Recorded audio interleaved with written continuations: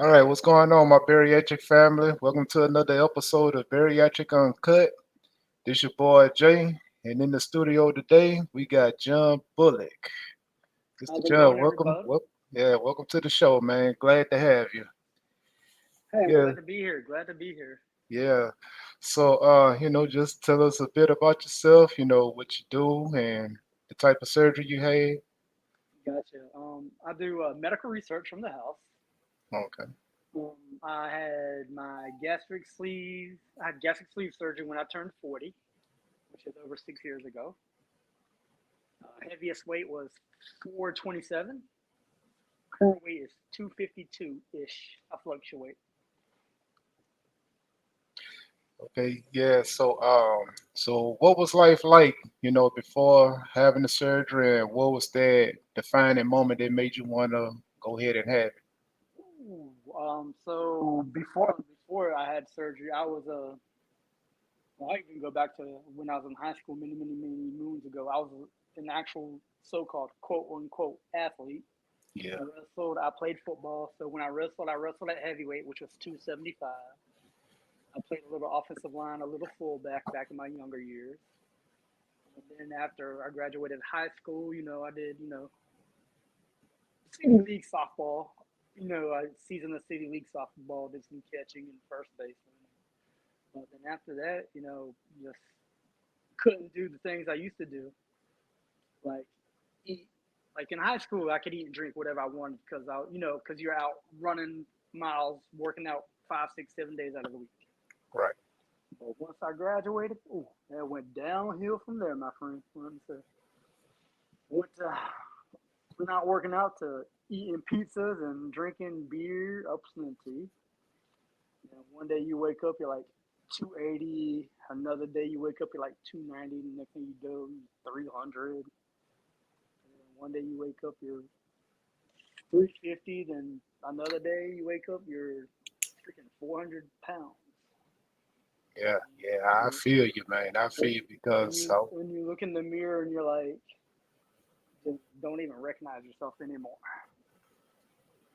But yeah, so I mean, I guess what the final straw for me was, I mean, and don't get me wrong, I mean, I was 427 pounds, severely morbidly obese, type 2 diabetic. I'm still diabetic, but diet controlled, and, maintaining, I exercise all the time now, but I'm diet controlled. But I guess the final straw for me was I was getting like really sick and didn't even realize it.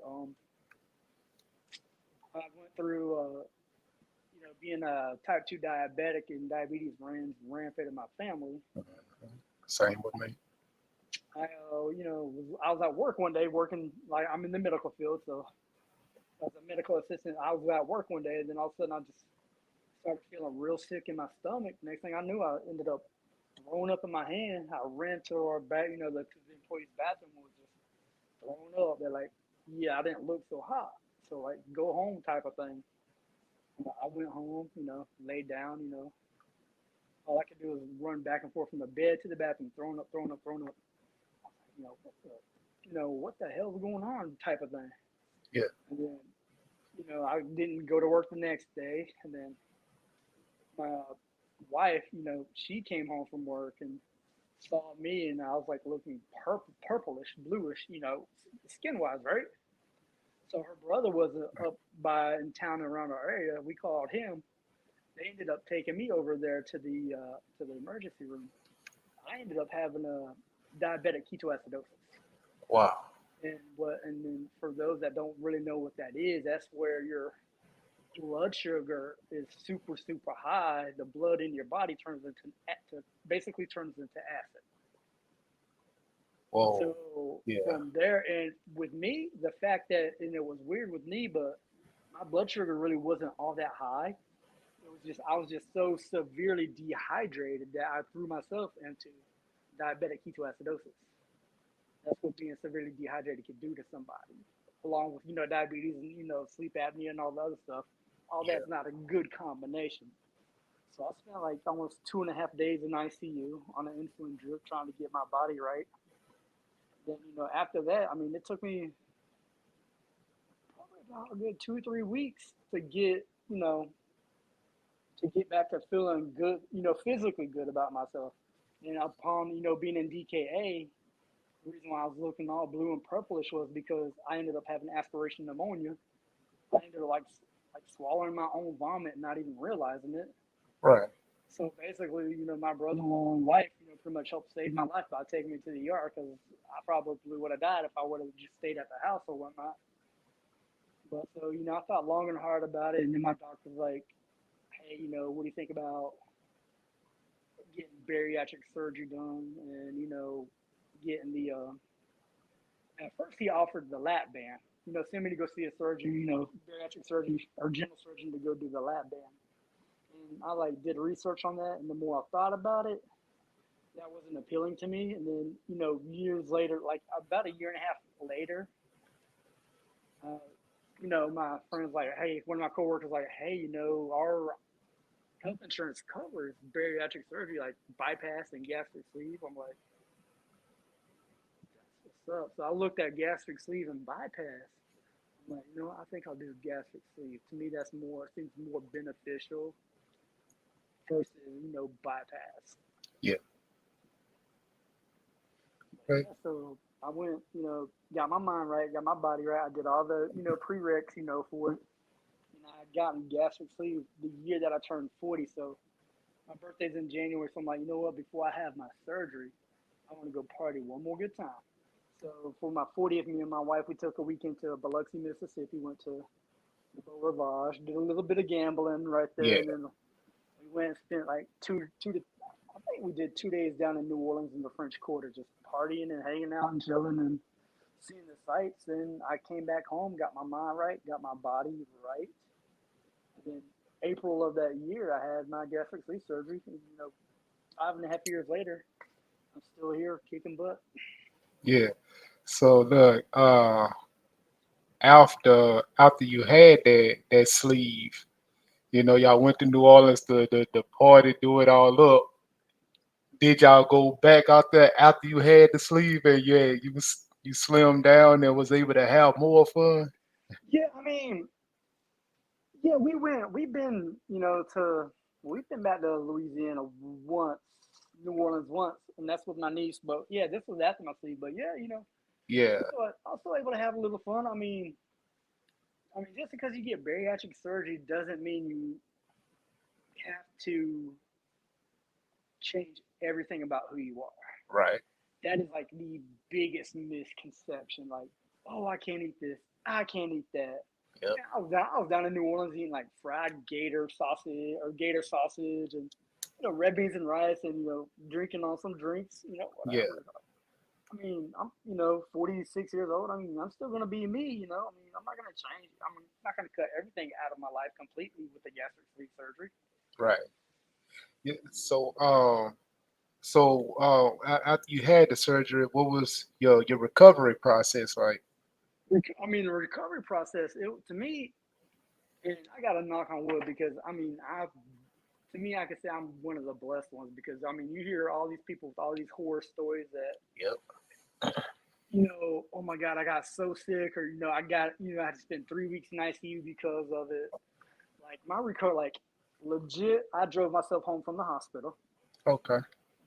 and they're like, "Oh, you're not supposed to drive," blah blah blah. Well, I'm not in any kind of pain, or I'm not real big on pain medication, so I'm like, you know what, I can tolerate it. I'll drive myself home from the hospital, which I did. My wife was with me, obviously, but I'm like, you know what, I've been in bed, for so long, I want to drive. So drove home, and then went home, and I did take a couple of pain pills when I got to the house, not gonna lie. And then I went laid on my stomach and I went to sleep for quite a little while. But laid on my stomach, and then people are like, "Oh, you can't sleep on your stomach." But I can't. Yeah, yeah, because see, even with me going through it, we have these rules and regulations we have to go by, but it's different strokes for different folks. And one thing that I realized, a lot of us who had the bariatric surgery, one common denominator I noticed, a lot of us don't have pain No. because I didn't have any pain, and I mean I had a little discomfort the It, next morning, and that was yeah, just from how I was laying, but no yeah, severe pain. yeah. Like I mean, I guess as far as the biggest pain part goes is from the gas from the anesthesia. Right. And I mean, get up, walk, and that went away in 2 to 3 days time. But I mean, my recovery process, I stayed home for like 2 weeks, but I mean, all I did was walk. I did right for the, I did right. I did my clear liquid diet. I followed the post-op surgery to a T. Yeah. Liquid diet for about 2 weeks. Then cream soups, thickened soup. All the way up through chopped meats, and then once I got back to eating regular food, like that's a wrap. But I exercise like every day. I probably get about 3 to 4 miles in every day walking. I do.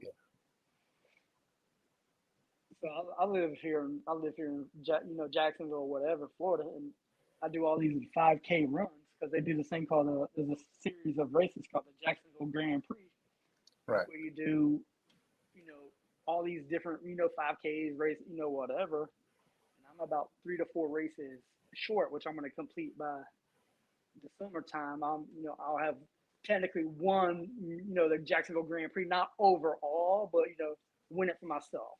Yeah. So that's how I stay in shape. I mean, I work out every now and then. I throw down some push-ups, some weights, but I primarily do a lot of running. Yeah. Me and you on the same boat with that one there because after I had came home because I had the bypass and I wanted to hit the gym, but I got some work that I need to get done on my shoulder, so I'm real Yeah, limited on weightlifting. So I mean, the treadmill, the elliptical, and walking around the block, that's been my saving grace. yeah, That's been my best friend. yeah. Oh, go ahead, sir. Oh no, you cool? Yeah. So your relationship, what do you have any kids? No, I have no kids. I have It's me and my wife and our 2 dogs. But I mean, my relationship, like my wife is like she's been by me ever since we started dating back in 1998. We're like not really high school sweethearts who went to different high schools, but we've been together since 1998. Yeah. We just, I mean, today technically is our 26th year of being together when we started dating. Congrats. Yeah. So, I mean, we're just hanging out here. She's upstairs watching TV, whatever, and I'm down here talking with you, which is awesome because I don't, ever really get to talk with, people in person about their experience. But, I mean, my relationship's been good. I mean, every relationship, regardless whether you have surgery, not surgery, has its ups and downs. Right. So I mean, it's been a good life with her. I can't be more happy. But yeah, neither we have no kids, so that's a good thing. Okay. Yeah. So have you having the dumping syndrome issues? No, and I think that's primarily with bypass. But I Bypass. mean, Yeah. so with me, like what I call my dumping syndrome is I know people like say different things about it. It's like if I don't have a bowel movement within 2 to 3 days, or get back up because your diet is pretty much high protein, and protein's gonna keep you backed up. And if you're not taking like stool softeners or getting in your fiber requirements, it's gonna become miserable. But Yeah. when I finally do get to go take care of business in the bathroom, it's not pretty. It's like it's just like it's rough. Yeah. It's like you look at it like, God dang, that looks like 2 to 3 pounds if I would sit there and weigh it. And Yeah. that'd be like at one time or whatever. Like, oh, like I feel better, kind of thing. Yeah. I know you say we feel 10 pounds lighter. Yeah, yeah, at least 3 to 4 pounds on a good week or whatever. When you haven't gone in like 2 to 3 days. Right. So like now as far as your eating habits, is it anything that you was able to tolerate before that you can't tolerate now, or is everything pretty much the same? Everything's pretty much the same with me. It's like, and people are like, oh, you can't have spicy foods, you can't have this. Like my main thing is I absolutely love hot wings. Not super hot, but good hot wings for football season.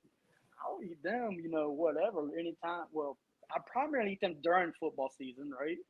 Yeah. So I'm gonna do like a little handful for the Super Bowl, some other stuff coming up for the Super Bowl, and just chill. But as far as like eating habits, nothing's really changed for me. It's like the only thing that I really stay away from stay away from breads. I'll do rice once in a blue moon, Yeah. and I will do protein packed pasta. And then I do this. I cook this stuff called white rice. It's like a rice, but it's made with primarily more vegetables than actual rice itself. Okay. Yeah. So and the backtrack that on the deal with the lap band, I believe they went ahead on and did away with the lap band altogether, didn't? They Some surgeons still offer it, but the majority of the surgeons will not do lap bands anymore because of the complications. Yeah. It's like one of my coworkers from back whenever I was living in Tallahassee had the lap band done, and it slipped, like went up her. What she say? She said it slipped from where it was at and caused like her have to have like a bowel obstruction, so she had to get cut open, clean all that out, and remove the lap band. And then when she healed up, she finally went back and had like gastric sleeve surgery done or whatever. Yeah, I mean, and then just the fact that I wouldn't. I do not like the idea of having a rubber band. Or, it's not a rubber band, but it's a silicone band Right. inside your stomach. I didn't like that idea to begin with. To have something, a foreign object in my body Yeah. that I know that could like slip or bust or something just could go wrong. Yeah, that wasn't. Yeah. That was just like a few years back. It was this lady that I knew from Chicago. She had that lap band. And, this was a horror story that I pretty much seen, up front exclusively. She had the lap band, but she didn't follow the doctor's orders and kept eating what she wanted to eat. That the weight doubled, and what I didn't know could happen, it flipped on her. I didn't know a lap band could flip, and It'll get twisted up. Like yeah, if you take a rubber band and roll it between your fingers, it gets twisted. yeah, and so and that was the last time that I had heard of her, and I really don't much know if that lady. I don't know if she's still living or not. But I mean that was a pretty horrible story I heard, and I remember Yeah. she had to go to the hospital behind it. But yeah, so yeah, so like far as us far as us big guys, you know, like you said, when we be constantly eating and next thing you know, we picking up the weight, then it just gets to the point to where I could walk by KFC and pick up 20 pounds. Yeah. Yeah, whereas the average person, with that high metabolism, they could probably eat up all the restaurants in a row and probably won't pick up a pound. But Right. Yeah. yeah, so how have you like far as your confidence level, have you had a boost in confidence or was it always there? So, so with me, and this is funny, even at my biggest, at 427 plus pounds, I was a cocky mofo. I was just Yeah, whatever. But like now that I look back at it, I'm like, yeah, I mean, yeah, I was cocky, but now like I'm like, to me, I'm still cocky. I mean, it's or should I say now with me now, all right. So back then it was more cockiness and more arrogance and this, that, and the other. yeah, Now it's a combination of being more confident with the side of cockiness and arrogance to go with it. right. So I Yeah, mean, I mean, I've gone from wearing a waist size 60 all the way down to 34, 36 waist, and I still got my biggest pair of jeans up in my up in our guest room. I'll go whenever I need a reminder. I go pulling things out and lay them across my bed, our queen size guest bed, and then go from one side of the bed to the other.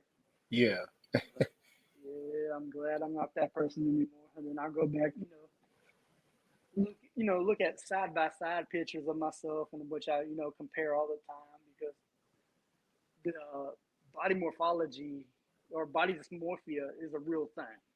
yeah, yeah, And it's like going to a shopping mall or whatever. Like you go in there, go look at clothes. Like then I always tend to find myself going over to the big and tall section. yep, It's like, man, look, so I know I'm not this size anymore. yeah, But I mean, it's just the dysmorphia is a real thing, just like Yeah, you're right, me and you both, man. It's addictions that people do get from like cross addictions or whatever. People say like, oh well, now I'm addicted to this and now whatever. But yeah, the dysmorphia thing is legit real. yeah, you sure right, man, because I said this a couple of times before. It's just crazy how we can lose so much weight. We see we getting smaller, our clothes getting smaller, but when we walk by that mirror, we can still see that big guy. That's You know, exactly right. yeah, it's like that mental barrier that we still have to overcome. Struggle 5.5 years later, and I still struggle with like, yeah, let me need to go look at those jeans or go look at a couple of old pictures of me or whatever. Yeah, Kind of bring you back to reality type of thing. right. Yeah, to kind of yeah help to get you back on track and I was the same way. Like even when I was 415 at my biggest, I was still pretty agile for my size. Yeah, I mean, because looking back, talking about it now, I was healthy as an ox. My the health problems didn't kick in until my 30s. But I remember I was constantly going to the gym, working out, and my purpose was I was working out to lose weight. And even though that needle wasn't moving, because of the fact that I was exercising, that's what was helping to keep me healthy. Yeah, Yeah, I was fit even for my size, because I was always taking vitamins and eating vegetables, all that along the way. And like even I was still able to hit a cartwheel, now 35, 36. I was still able to, you know, run fast. I wasn't Usain Bolt, but I was big for my size. oh yeah, definitely. It's like, Yeah. I can't do no damn cartwheel. Hell, I'm 46, and I wouldn't even attempt to do a Yeah, cartwheel. yeah, I wouldn't attempt to do it now either. But I can sit out there. I could bust if I wanted to really push it. I could do and I got proof on my phone. I could do a mile in under 11 minutes. Like my fastest mile time is like 10:59. Yeah.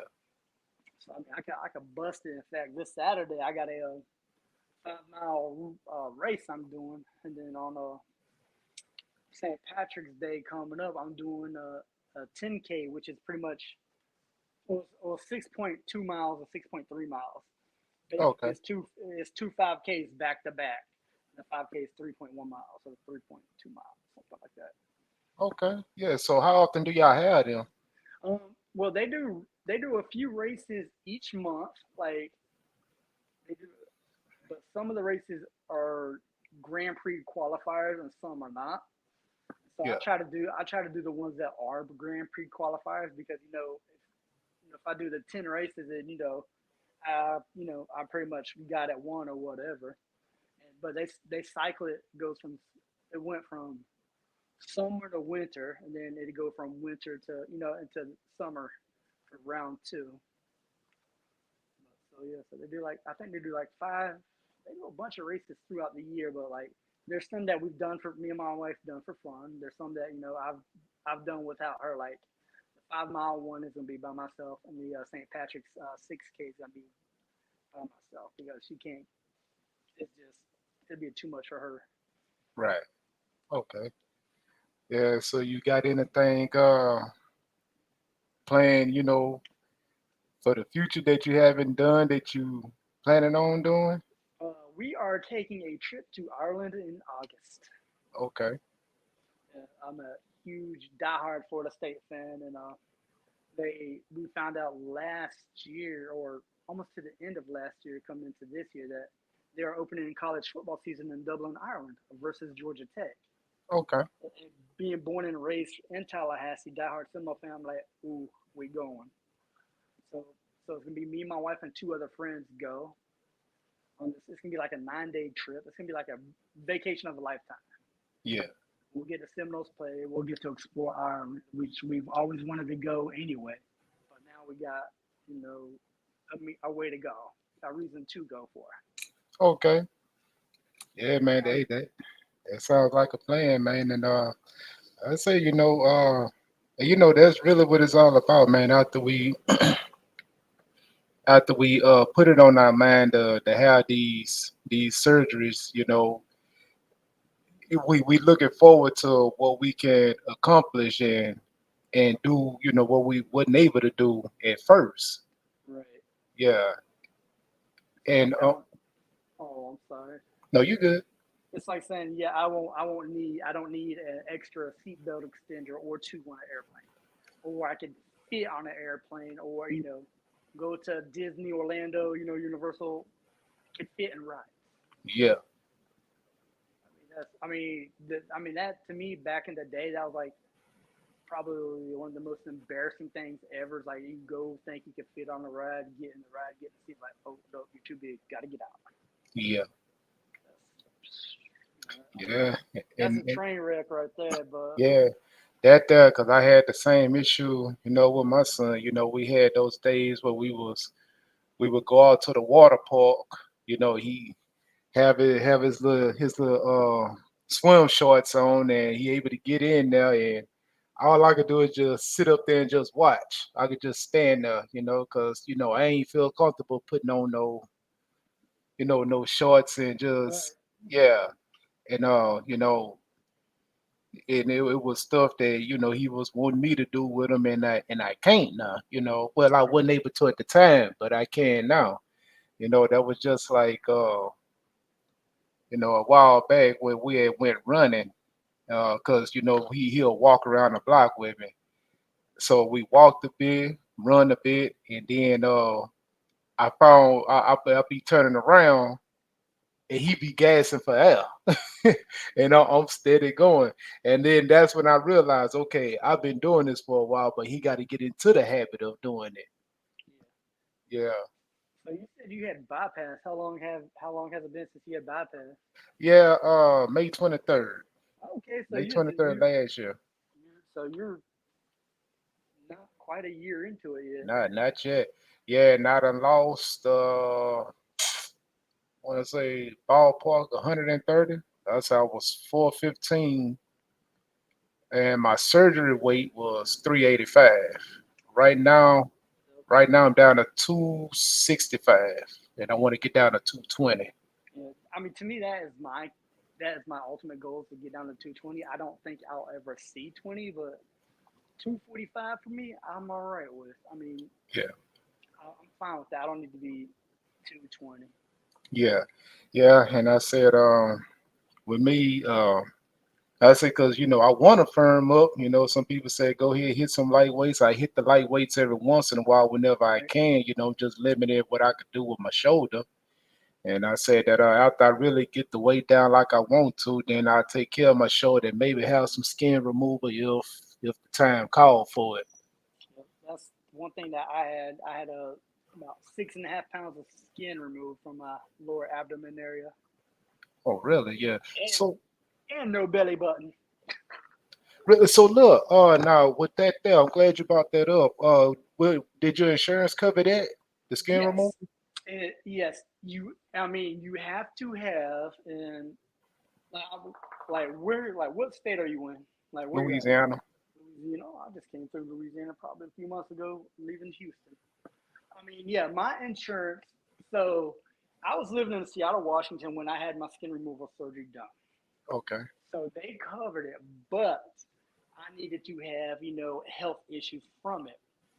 So I mean, obviously, like I had like nasty rashes, yeast infections up underneath my skin. And I tell anybody this who wants to get it done: take pictures, document frequently, and then let your doctor know all the like every time that hey, I got when it comes time for that part, because I think you have to be like at least 2 or 3. I want to say, and each state has their own regulations, but for me, I had to be at least 2 to 3 years out of my weight loss surgery, or I was comfortable to where I wasn't going to lose a whole lot more weight or whatever.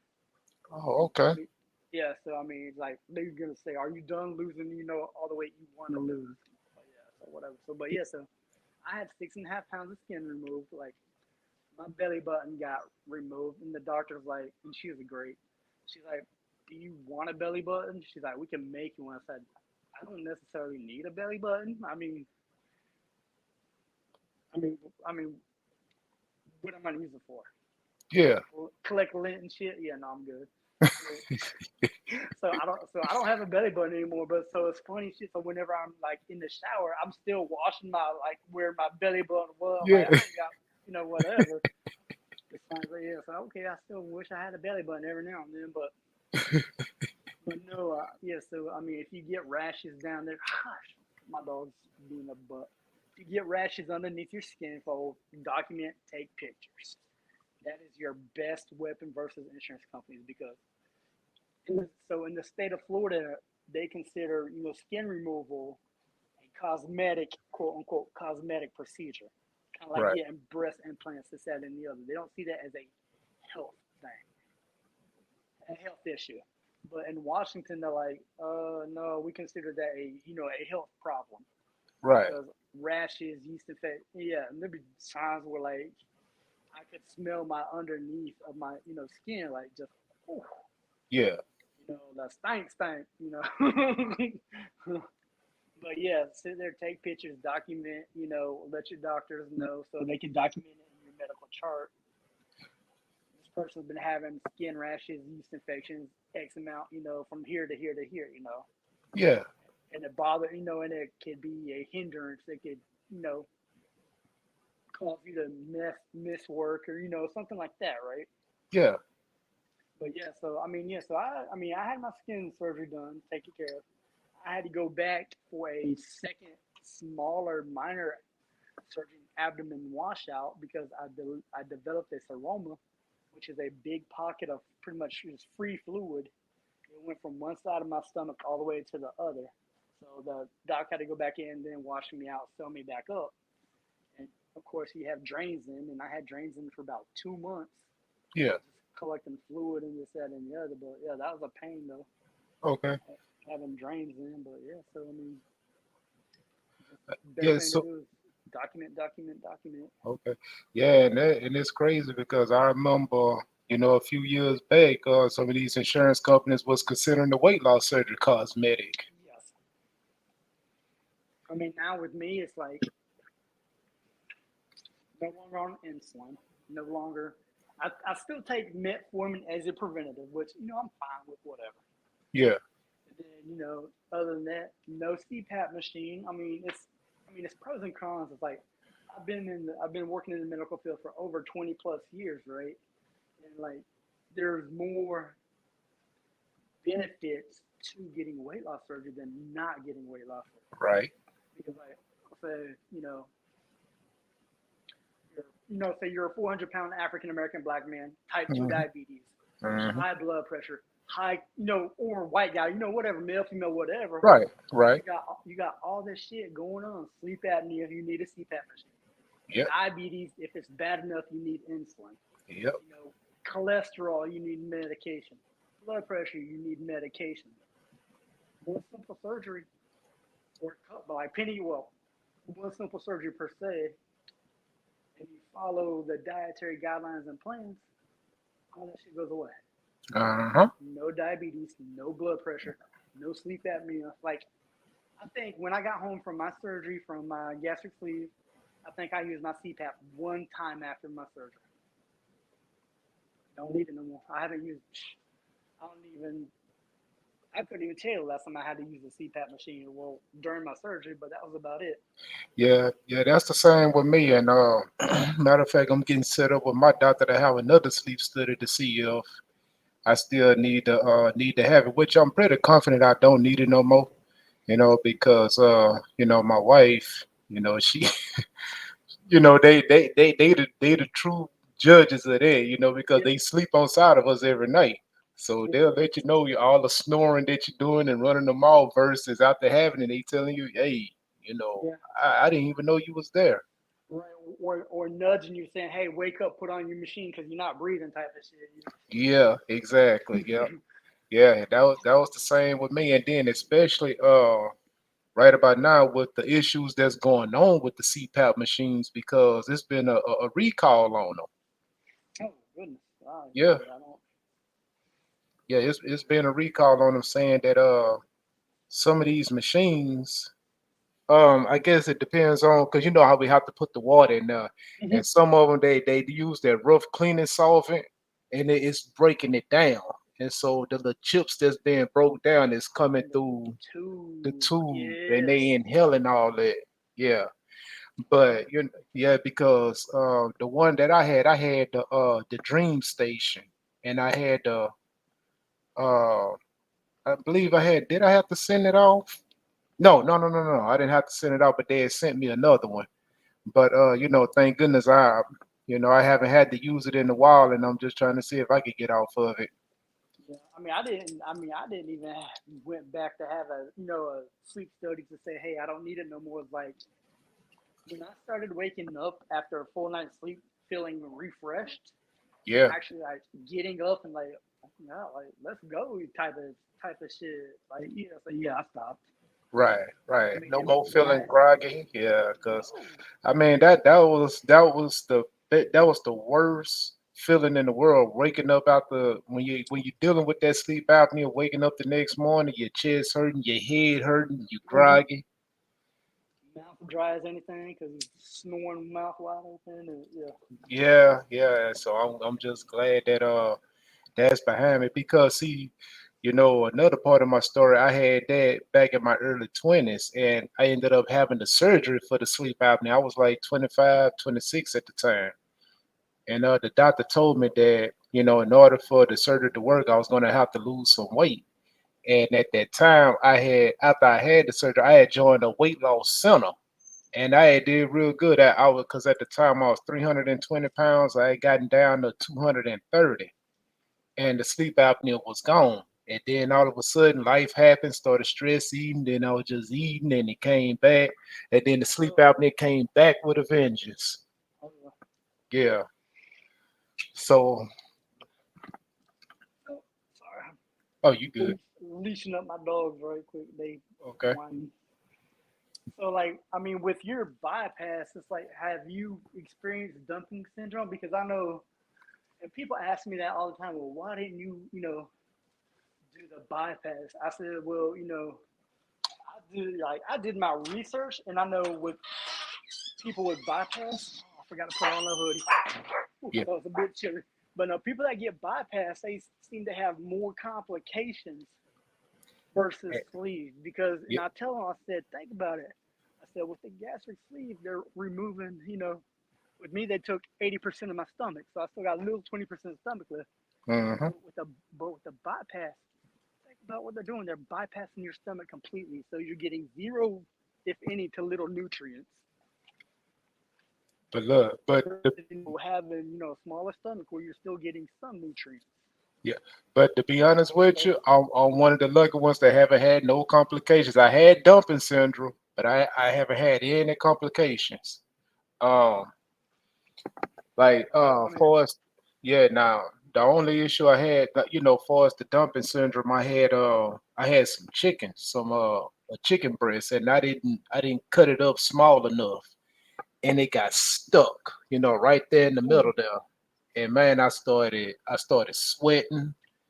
I was getting teary eyed, and the only way, and it sat there for about 3 hours, and the only way it was able to come up, I had to vomit it up, ooh, just straight up, yeah. But the dumping syndrome, that's really what it is, man. Like it just because to each his own. Some people have different types of food that give them dumping syndrome, right. and yeah, and it just so happened, thick meat, that's not cut up small enough. That's what it gives me dumping syndrome. But I mean, so far so good, man. I've been doing great. My blood pressure went down. The same Good. with you. My blood pressure went down. I was a pre-diabetic, and I'm not anymore. I just had my blood work done. At first I was a 6.1, where I was Yeah. borderline, and now I'm down to a 5.4. So yeah, so you pretty much your diabetes are pretty much gone for the most part. You just got to Yeah, keep it like. So for yeah. me, and I'm gonna be upfront and honest, I still enjoy sweets from time to time, like Hmm. Reese's peanut butter cups. That's my go-to. Yeah. Or Three Musketeers. Like The only time I really want to pig out and stress out on shit when I'm supposed to is when I'm very stressed. Like I love my chocolate, Yeah, chocolate and peanut butter. That's my go-to. yeah, So when I get stressful situations, I just want to go like pig out. yeah. And so, like for me, like pretty much my go-to now is a protein bar. I do the protein shakes, and then I have my days. Have you ever had your days where you forget to eat? I had Yeah, those days. Yeah, I had those days because I would have them days where my son or my wife would ask me, hey, did you eat lunch at work? Yeah, I had like, wait a minute, I forgot to eat. Hold on, let me go grab a protein shake right quick. yeah. Yeah. So I like since I work from home, I I pretty much I'm on a eating and drinking schedule.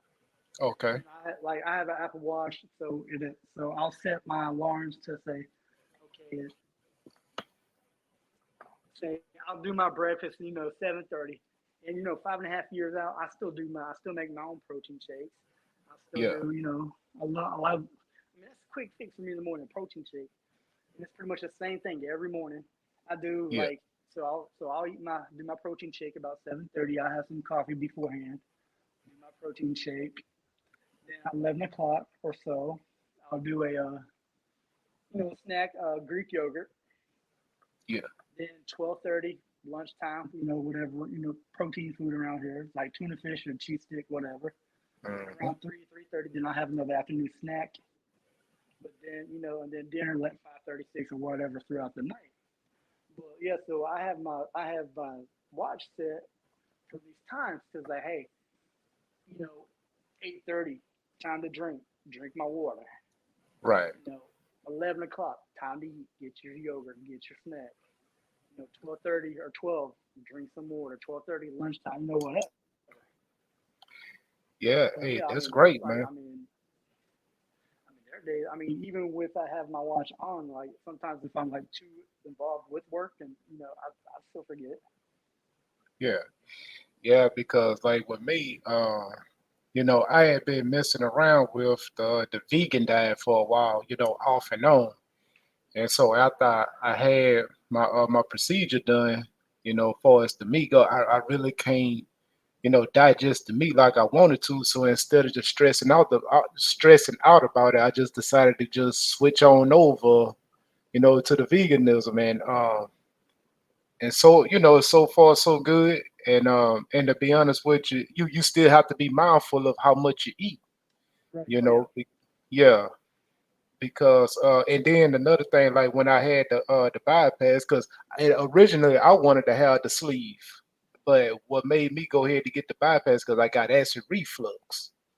Right. And so having to take the that acid reflux medicine, when I had it, it pretty much eradicated it. Yeah. But because I had it, but because I had the because having the bypass, say like if it's certain medicines that I have to take because we can't take ibuprofen because it'll give us an ulcer. Now, if I do have to take some type of pain medicine, it'll have to be like a Tylenol, children's Tylenol, or if it's something that they prescribe for me that I have to take, I would have to Right. take the my acid reflux medicine before taking that medicine to protect my pouch so I won't get an ulcer. Gotcha. See, I mean, yeah. Again, I'll be 100% upfront. I still take ibuprofen because Yeah, but see, we. I think y'all good because I believe the sleeve patients y'all can still take it. But We far were as the told we were bypass, we were told not to take it, but I still take it. Like, man, look, oh yeah, to me, so ibuprofen is it, in the drug class like NSAIDs, which is like non-anti-inflammatory steroid, whatever. Basically, it's a non-steroid pain medication that helps inflammation, right? uh-huh, That's what the acronym NSAID stand for, like non-anti-steroid, whatever. Versus to where Tylenol don't do nothing for me. right, I mean, if I have to take some Tylenol with the quickness, I'll take it for a little quick fix. But I will, I'll pop 800 milligrams of ibuprofen with the quickness and wouldn't even care. Yeah, And I've it's taken it long after my surgery, whatever. Like I've yeah, gotten no ulcer from it, so I mean right. that's almost 6 years out. So it's like Yeah, whatever. yeah, and you know that because that's the only thing about having this type of surgery because it's certain medicines they say we can't take, but everybody has different situations, and depending on it, you your hands is tied. Because I had a situation back in November where I had to go to the ER because I was having an issue with my blood pressure, and they ended up having to give me morphine and aspirin. And so my surgeon, his office was in the same hospital where I was at the ER at. And so I called them up and I told them, hey, I got this going on, and it was like I said, yeah, they had to give me aspirin and morphine. They said, yeah, kind of can't have, but because of this situation, let them go ahead and take care of you. Right now, Right. you just need to get well. So as I say, sometimes it just depends on you have those situations where you have to take a chance and take it. Right. Yeah, I mean, Tylenol is not going to do nothing for a toothache or earache or anything like that. I mean, right. Yeah, because even when I took the liquid Tylenol after having my surgery, it was like, man, I feel like I'm just drinking it. Like yeah, yeah, and plus I'm really not a big pill taker anyway because when it comes to that type of medicine, if it's not working within the first couple of days, I'm gonna just get rid of it. oh yeah, it's like why need it if it's not working? I'm not taking it type of thing. Yeah, yeah, but yeah, so yeah, I said that, and then another thing, like when if I do have an appointment or something going on, and they give me the prescriptions, I don't sit up there and tell those people, hey, I can't take this because I had gastric bypass. I just take the prescription. I go to my surgeon, show him the prescription. Hey, can I take this? And they'll let me know if I can take it or not. Right. It's still just to be on that safe side. But yeah, man, they that's the life we lead. But I mean, hey, the stuff that we dealing with, I'd rather deal with it now, losing the weight, than to deal with it being overweight. You're right about that. That's yeah. Yeah, You're a yeah, lot more healthier now than what you were 6, 7 months ago. yeah, exactly. And you're gonna Exactly. live, probably 10 to 12 more years longer than what you would have been if you didn't get surgery. Yeah, exactly. Yeah. So, is there anything that you want to tell our viewers and our listeners, man? Oh yeah. Let me go ahead and just bust this misconception for y'all because this kills me. Just like and I've worked with some of the best doctors around. I've medical field for 26 plus years, whatnot. So I'm gonna put it to I don't know how many people you got out there listening to you, but for every 30 pounds you lose, guys, you don't gain an inch in penis size. I'm being real. I'm straight from the hip. This is what happens. Again, I'll consider myself a medical professional here, 26 years plus. This is what happens. You lose all that fat, you see more of your penis. But there is an upside to it. You get more girth. And when I mean by girth, you more thickness. And the reason why that is because all that built up testosterone in your fat gets released and it goes to Mr. Jolly Roger down there, and you wake up one morning like, oh shit. So Yeah, yeah, you don't gain inches, you do get girth with the extra release of all the added testosterone. So for right. people like, oh no, I gained 6 inches. No, you didn't. It's just always been that big. You just could never see it because it was covered up by your fat. Plain and simple, Yeah, 100% straight facts. right. Yeah, there you have it. Because I heard that same thing throughout the years. The way you explained it. When we overweight like that, we It's there. It's I mean, just because I of the mean, stomach and the big thighs. mathematically think about it. 30 pounds for each inch you gain, right? I've lost almost 200 pounds. My thing would be hanging down by my ankles. If you gain the inch for every, gotcha. There you go. So no, you don't gain an inch for every 30 pounds you lose, because everybody would be walking with Velcro straps around the damn legs to keep their plane from falling out. Oh man, But I mean, that's really about it, man. Like, I enjoyed this show. This is awesome, informative. I mean, talking to you is amazing.